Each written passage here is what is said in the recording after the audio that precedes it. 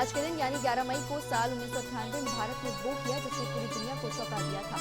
अटल बिहारी की सरकार ने पोखरण में एक के बाद एक 3 परमाणु टेस्ट किए। भारत के इस कदम से पूरी दुनिया दंग रह गई थी। इस पूरे ऑपरेशन को इस तरह से अंजाम दिया गया था कि किसी को इसकी भनक तक नहीं लगी। पहले 27 अप्रैल 1998 को न्यूक्लियर टेस्ट की तारीख तय की गई थी, लेकिन इसको टाल दिया गया। इसके बाद 11 मई को पोखरण में धमाके की तारीख तय की गई। अमेरिका की खुफिया एजेंसी CIA भारत पर पूरी तरह से नजर रखे हुई थी। वो 4 सैटेलाइट से पोखरण इलाके में नजर रख रही थी, लेकिन CIA को चकमा देने के लिए भारत ने पूरी तैयारी की थी। वैज्ञानिकों के नाम बदल दिए गए थे। इसके अलावा उनको सेना की वर्दी में प्रशिक्षण स्थल ले जाया गया था। ताजमहल, व्हाइट हाउस और कुंभकर्ण जैसे कोड दिए गए थे। अमेरिका के सैटेलाइट से बचने के लिए रात में काम करने का फैसला किया गया।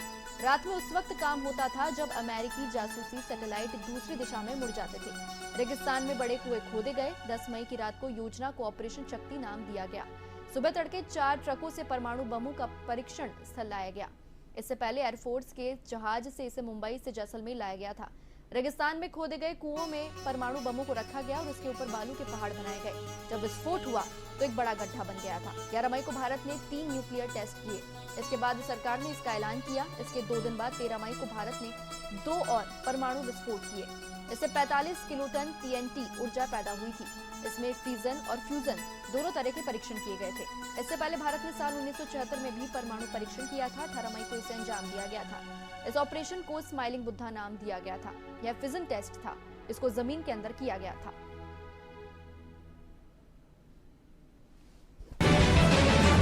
कि हम परमाणु हथियारों का प्रयोग करने में पहल नहीं करेंगे।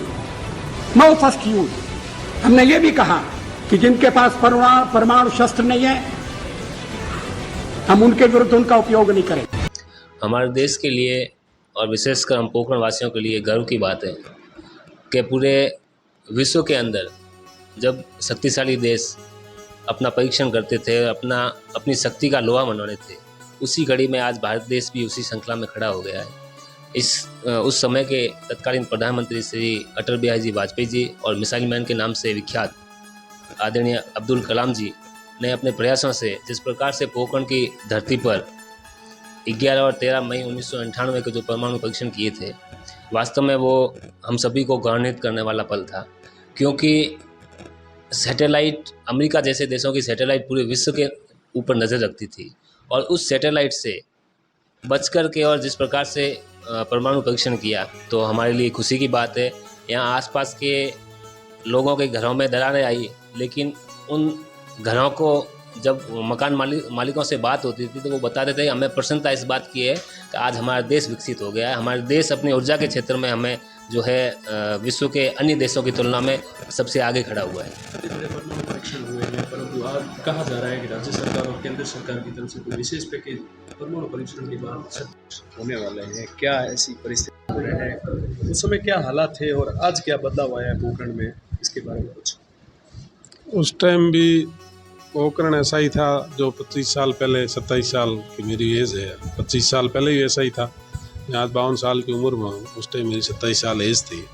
उस टाइम भी पोखरण में एक परमाणु विस्फोट हुआ, तो बाद में पता पड़ा हमारे को कि उस दिन भूकंप की टाइप ऐसा कुछ हो रखा था। तो यार क्या हुआ, भूकंप आ गया। भूकंप हम लोग भी बैठे थे यहाँ दुकानों में। दूसरे दिन पता पड़ा परमाणु परीक्षण किया गया है भारत के द्वारा। तो हम लोगों को खुशी हुई कि यार ये बहुत अच्छा हुआ, भारत के लिए गर्व की बात है। पर साहब आज तक पैकेज के नाम पे आज भी पोखरण पिछड़ा हुआ। तो लोग बातें करते थे कि भैया बीमारियां फैल जाएगी, ये हो जाएगा, वो हो जाएगा। तो वो आज हालात यहाँ देखने को मिल रहे हैं। तो यहाँ आज के दिन दुनिया भर का कैंसर लोगों में फैल चुका है और भी कई बीमारियाँ ऐसी यहाँ अभी महामारी की आज भी चल रही है। क्या विशेष पैकेज? नगरी एक परमाणु नाम से जानी जाती है। बाकी गवर्नमेंट, केंद्र सरकार या राजस्थान सरकार ने कोई स्पेशल पैकेज आज तक यहाँ पे नहीं दिया है। यहाँ के लोगों को कोई फायदा नहीं हुआ। आपकी मांग क्या है कि ऐसा होना चाहिए? ऐसा होना चाहिए जैसे हमेशा के लिए, अगर पोखरण नगरी का है तो यहाँ लोगों को सुविधाएं मिलनी चाहिए। जिसके कि ये यहाँ आज तक हॉस्पिटल, जैसे सबसे बड़ा यहाँ एक हॉस्पिटल का मुद्दा है। तो यहाँ इतनी आबादी होते हुए यहाँ ना डॉक्टर है, ना यहाँ कोई सुविधाएँ हैं। तो कम से कम गवर्नमेंट को इस परमाणु नगरी की होने की वजह से इतनी बीमारियाँ फैल रही है, उसको देखते हुए सबसे बड़ी तो यहाँ लोगों को राहत पहुँचाते हैं। सबसे बड़ा तो यहाँ हॉस्पिटल और कम से कम 150 डॉक्टर होने चाहिए।